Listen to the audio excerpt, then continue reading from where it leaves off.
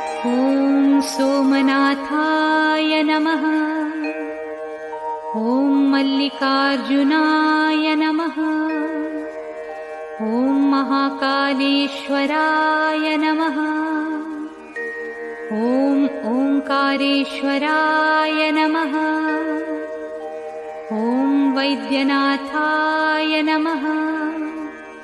ॐ भीमशंकराय नमः। ॐ रामेश्वराय नमः। ॐ नागेश्वराय नमः।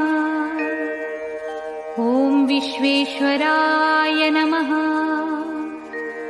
ॐ त्र्यंबकेश्वराय नमः। ॐ केदारेश्वराय नमः। ॐ भुस्मेश्वराय नमः।